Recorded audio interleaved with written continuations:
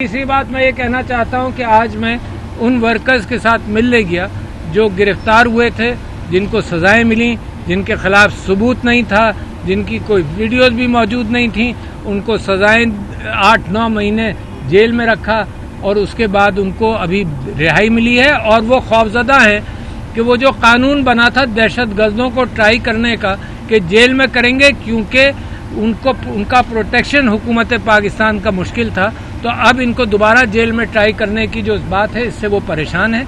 मैं समझता हूँ हद हो जाती है कहीं जिस एतबार से कि अब इस बात से निकलो। ये ख़ास तौर पर ये फौजी ट्रायल्स की पाकिस्तान तहरीक इंसाफ इसकी फेवर में नहीं है, दुनिया इसके फेवर में नहीं है। मैं समझता हूँ जुडिशरी के उसके ऊपर अमल करना चाहिए। मैं फ़ौज से भी कहता हूँ कि फ़ौजी ट्रायल्स का किस्सा आपकी बदनामी का बायस, मेरी फ़ौज की बदनामी का बायस बनेगा। इससे भी हाथ उठाओ, मुल्क के अंदर हील करना शुरू करो, मरहम लगाना शुरू करो। ये जो दुश्मनियाँ या ये नफ़रतें जो पल जाएंगी मुल्क के अंदर, ये जो रिजेंटमेंट है ये नफ़रतों में तब्दील होगा, तो लिहाजा इससे गुरेज करें। मैं आपको ये बताना चाहता हूँ कि उन वर्कर्स से मैं जब मिला हूँ तो उसके अंदर एक फरजाना सरवर साहिबा से मैं मिला, जिनके हस्बैंड जब बिल्कुल क्रिटिकल हालत में थे तब इनको पैरोल मिला।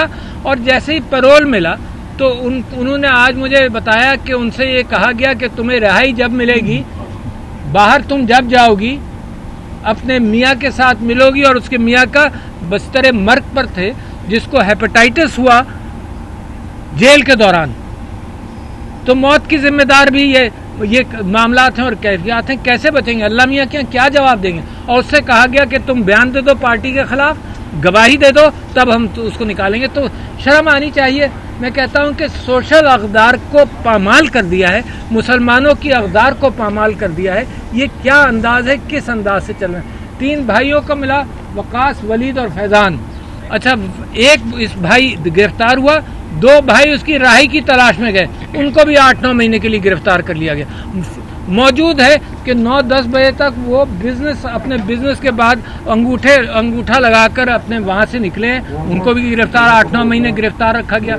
और मुझे फ़ख्र है इस बात का कि इनका चौथा भाई जो डिसेबल्ड था, उसने उस फैमिली की मेहनत करके मदद की, तो इस पर मैं फ़ख्र करता हूँ कि इस डिसेबल्ड बच्चे ने भी की। फिर मैं खदीजा शाह साहिबा से मिलने गया, वो कौम की हीरो बन गए। जिस तरह अंदाज से उनके ऊपर बग़ैर सबूत के मुकदमे चलाते रहे, परेशान करते रहे, बच्चियों से नहीं मिलने दिया, उनके वालिद साहब को, उनके शौहर को अगवा किया गया। दुनिया के अंदर कभी होता है, कहीं होता है कि फैमिली को अगवा कर लो, कहीं बच्चों को उठा लिया जाता है ताकि तुम ये स्टेटमेंट दे दो। तो इन वर्कर्स के साथ मिला, कई एक वर्कर्स के साथ मिला। ये 2-3 इंसानी हमदर्दी की कहानियाँ थी जो मैं आपके सामने बताना चाहता था। फिर मैं समझता हूँ कि जुडिशरी का मैं खराज तहसीन पेश करता हूँ कि वो खड़े हैं। मैं समझता हूँ कानून के साथ खड़े रहना और कानून की ज़रूरत, कानून हर शख्स पर लागू होना, ये है मेरे नबी सल्लल्लाहु अलैहि वसल्लम का पैगाम, मेरे इस्लाम का पैगाम है और मेरे पाकिस्तान का पैगाम है।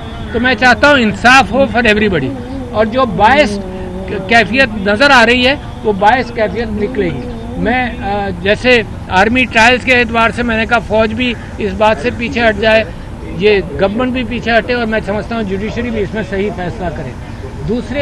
तीसरी बात ये कि जब लड़ाई लड़नी ही हो, लड़ाई ख़त्म ना हो, तो एक के बाद एक आपको रीज़न मिलता जाएगा। जब भाइयों में लड़ाई होती है तो फिर यही होता है, तुमने ये कहा था, फिर उसने थप्पड़ मारा, फिर इसने थप्पड़ मारा, फिर उसने डंडा चलाया, फिर इसने डंडा चलाया, फिर उसने फायर किया, फिर इसने फायर किया। तो इस कैफियत से मुल्क को निकलना चाहिए। 9 मई का वाक़या था, हमूदुर रहमान कमीशन की रिपोर्ट एक सेंसिटिव इशू बन गया है। भाई वो पाकिस्तान की रिपोर्ट है, पाकिस्तान की जुडिशरी ने बड़े रेस्पेक्टेबल जस्टिस हमूदुर रहमान ने उसको तरतीब किया। आज भी लोग जिंदा हैं जिन्होंने उसमें गवाही दी, और उनके बेटे माशाल्लाह बड़े ऑनरेबल जस्टिस हमीदुर रहमान इस वक्त फेडरल शरीयत कोर्ट के चीफ जस्टिस भी हैं। तो वो हमूदुर रहमान कमीशन की रिपोर्ट से हमें सीखना है, सीखना चाहिए, फ़ौज को सीखना चाहिए, सिविलियंस को सीखना चाहिए, मुल्क के सियासतदानों को सीखना चाहिए कि कौन सी गलतियां हैं जो नहीं करनी चाहिए। تو اس کے اوپر بھی اب مقدمہ بنا کر غداری کے اعتبار سے چلایا جائے، تو یہ غیر مناسب سی کیفیات ہیں، ان سے پیچھے ہٹیں۔ کب پیچھے ہٹیں گے، کیسے پیچھے ہٹیں گے؟ اسی طرح سے چلائیں گے۔ ملک کے اندر کوئی اسٹیٹسٹکس 2-3 سال میں بہتر نہیں، کوئی ایک چیز بتا دو کہ یہ معاملہ بہتر ہوا ہے۔ تو جو ارباب اختیار ہیں ان کو میں دعوت دیتا ہوں کہ اس بات پر سوچیں اور کہیں نہ کہیں اس معاملے کے اندر پیش رفت کی جائے۔ جناب اعلیٰ، یہ میں بات آپ سے کرنا چاہتا تھا، لہذا میں بڑی امیدوں کے ساتھ پھر نکلا ہوا ہوں اسی کوشش میں کہ پاکستان کے اندر جو سارے انسٹیٹیوشنز بند گلیوں میں چلے گئے ہیں ان بند گلیوں سے نکلیں، میرے لوگوں کے معاملات حل ہوں، معیشت بہتر ہو، غربت اور بڑے بڑے مسائل ہیں جن کا کوئی ذکر ہی نہیں ہے، وہ ڈسکشن کے باہر ہیں۔ ہر وقت یہ تو تڑاک چل رہی ہے کہ یہ کہا اور وہ کہا، اس سے نکلنا چاہیے۔ میرے ملک کو تعمیر کی ضرورت ہے، گروتھ کی ضرورت ہے، اکنامک پراسپیرٹی کی ضرورت ہے، and there is no reason آن ارتھ کہ بغیر گفتگو کے یہ بات آگے چلے۔ ایک سیکنڈ ذرا اعظم سواتی صاحب بھی کر لینا، پھر کٹھے سوال لے لیجیے۔